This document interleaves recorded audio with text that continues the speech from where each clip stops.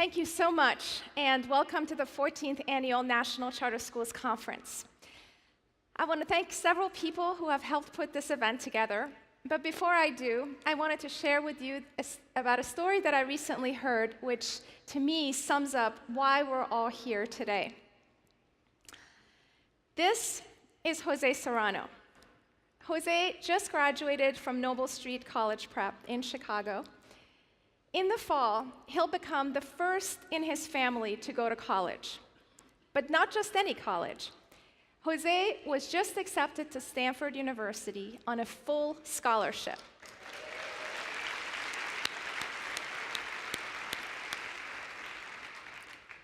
Jose plans to major in astrophysics to discover new planets and solar systems. And in his application essay, he wrote a moving story about why his heart is set on the stars. Jose wrote about living in a cramped one-bedroom apartment with his mom. For the past 10 years, he slept on an old, worn-out couch that left his back aching in the morning. But the stars were his escape. Jose wrote, and I quote, "Every night I would look through my window at the beautiful dark sky and see the sun and the moon illuminated and wonder what it felt like to live in the peace of space." For Jose, Noble Street was a wonderful escape. As he put it, school was a planet I loved. Because of the physics classes that Noble Street offered, the confidence and the support that Jose received from his teachers, Jose is getting his shot at the stars this fall. Jose's life is on an entirely different path, a better path, because he attended a public charter school.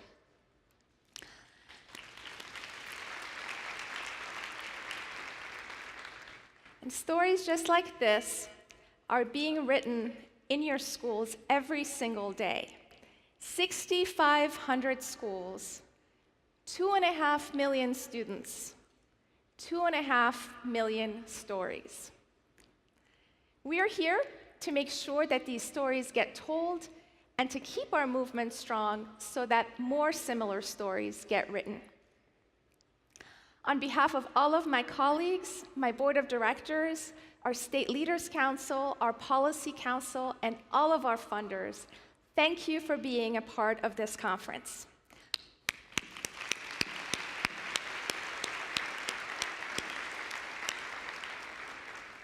I'd also like to thank those individuals responsible for putting this event together from my team, Angela Christophe, Jill Poppy, and Olivia Franklin.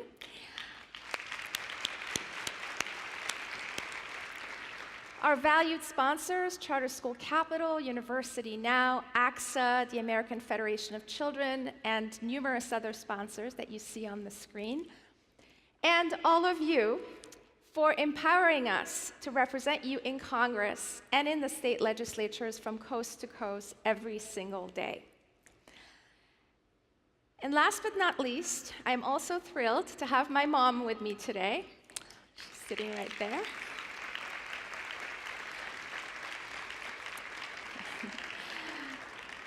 As many of you know, we are immigrants. Our family moved to the United States a little over 30 years ago from Iran. My mom is very happy that I followed my father into the field of education. He's a college professor. But she also wonders at times why, of all the things I could have chosen to do, I selected the field of education reform and charter schools in particular. This is partially why I invited her to join me today.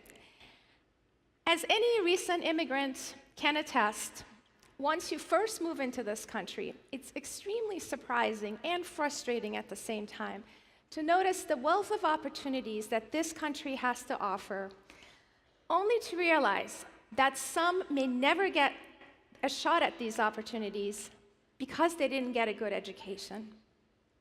You can blame all sorts of factors for why this is the case, but the fact remains, and the reason why we're all here today, is because of the core belief that a good education offered by caring and talented adults will make a difference in a child's life, regardless of what your background is. And in many inner cities, public charter schools are the most accessible way to that better education, if not the only way to a better education. So what I'm going to do today is tell you a little bit about the state of our movement, why we need you to keep supporting this movement for it to grow, and specifically what you can do to help us with this effort. So first of all, the state of our movement. As you noticed by now, the theme of our conference this year is the numbers add up. Now, while we hope that someone here strikes it big in Las Vegas, and with 4,000 of us, I think the odds are pretty good. We didn't select the theme because of our odds at the roulette table. We selected the theme because our movement is growing, and in many inner city settings in particular, our impact is growing this year more than any other year. We are seeing growing evidence that public charter schools are outperforming their peers in the same neighborhoods, and that our impact is deepening in ways large and small. Let me show you how.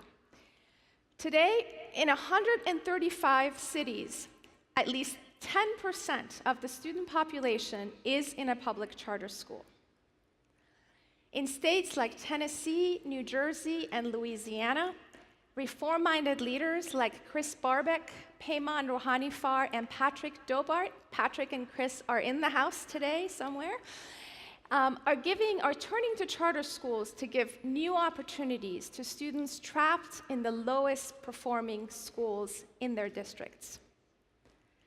These leaders have discovered what we already know, that educators are at their best when they're unleashed from erroneous rules and regulations and empowered with the tools to educate their students. This year, in 12 states alone, we've seen huge improvements in the quality of public charter schools, and this fall, Washington State will open the doors to its very first charter school.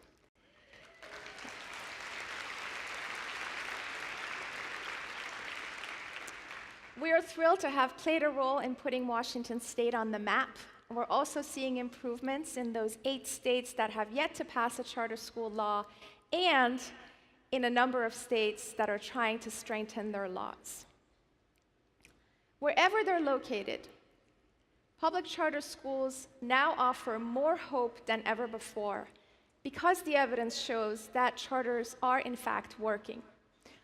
Last year, the Center for Research on Education Outcomes at Stanford University, led by Mackie Raymond, who's also with us here somewhere today, they updated their comprehensive national charter school study, which they first conducted in 2009. And they found that the typical charter school student outperforms the typical student in a traditional public school. But in some places, attending a public charter school provided the equivalent of a half a year or more in learning, in reading, and in math. Half a year. What's most encouraging is that these results, some of the best results, are coming from minority students and from students from low-income backgrounds. The second study I want to make sure you're aware of is from Mathematica. They looked at charter schools in Chicago and in the state of Florida and asked questions that are usually not asked. What happens to students after they graduate charter schools and go to college, but even after they graduate from college and enter the workforce? The results were amazing. Not only are public charter school students more likely to graduate from charter schools and attend college, they're also more likely to stay in college and graduate. And in the first few years after they graduate, their earning potential also goes up by 12%. So we're now beginning to see evidence that great public charter schools don't just help students graduate from high school and go to college, they also help prepare our students for life. And this is why we need to keep our focus on improving the quality of our schools, on making sure that we're closing our poor-performing charter schools, and on ensuring that we're replicating our successful charter school models.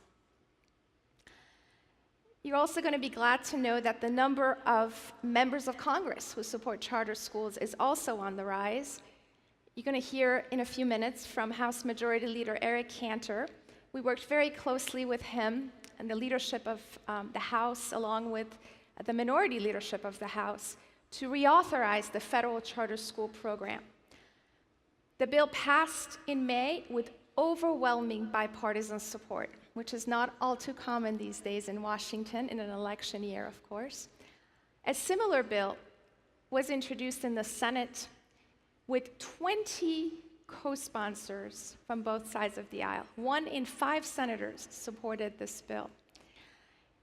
That bill received the supports of members ranging from Cory Booker to Rand Paul. So more importantly, though, we want to make sure that this show of support in Congress also translates into additional dollars for public charter schools, because, as you all know, that's what we need if we really want to grow our movement and expand our reach. And here's where we need your help. All of you in this room today, as you know, you are the best advocates of public charter schools. You know what great work in action looks like. You see every day the changes in your students' lives. We need you out there, raising your voices about public charter schools, telling your stories in human terms, helping people to understand who we are, what we do, and why we do it.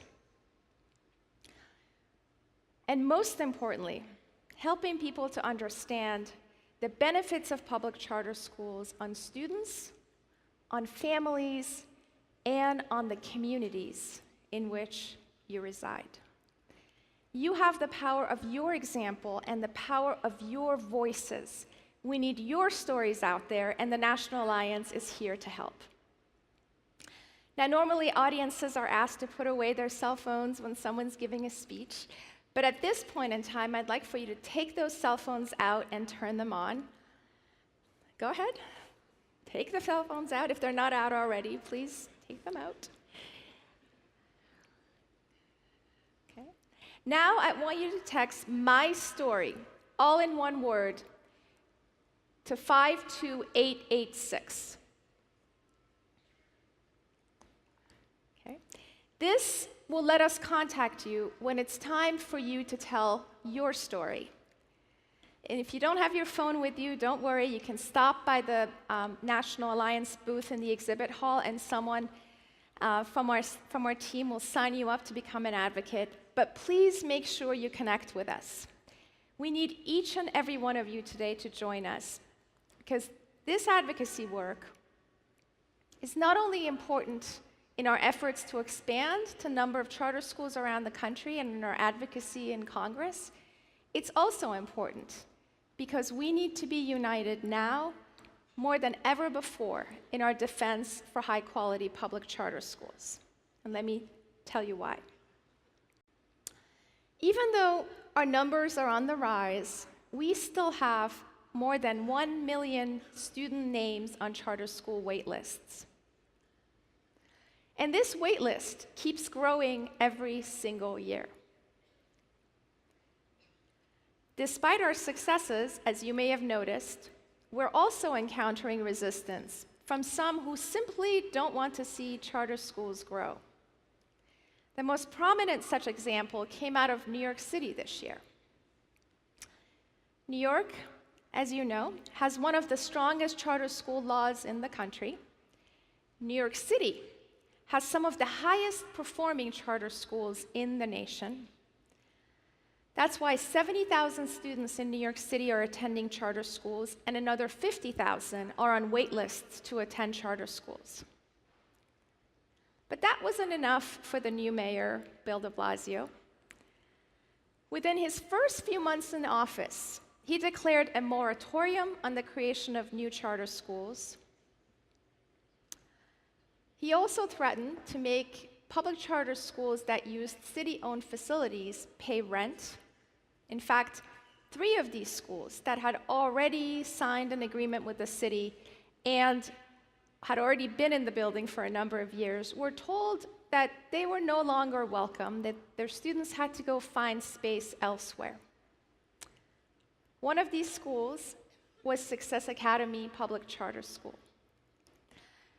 a school where every single student is Hispanic or Black, a school where the vast majority of the students are from low-income families, a school that last year produced the highest achievement test results in the entire state of New York on the Common Core assessment.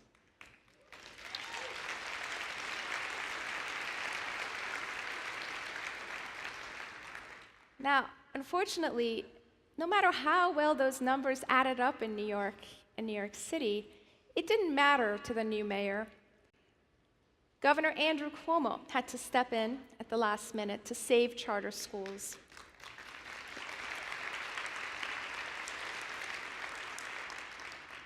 But this was only possible because thousands of families mobilized to fight for public charter schools. I think the lesson out of New York City is a pretty clear one. We cannot assume that the logic of charter schools, the demand from parents, the benefits to students is going to be obvious to everyone. We have to make our case and keep making it with new evidence that shows that our numbers really are adding up, with evidence of higher achievement in our students, with new data on our impact on the traditional system, but most importantly, with the stories and the faces of the students whose lives has been changed. We have to share who we are so that others, even our critics, can see that what drives us is the determination to serve every single student. And that determination is what has brought us all here today. And it's why it's so important for us to take advantage of our time here at this conference to make connections, to share stories, to highlight great ideas, and to build a stronger charter school movement. Thank you for being a part of our family. Thank you for coming to this conference. Thank you for your energy, for your passion, and for everything you do for charter schools and the students you serve. It's truly a privilege for me to be leading this organization and to represent all of you every day throughout the year. I look forward to seeing you over the next 3 days. Thank you.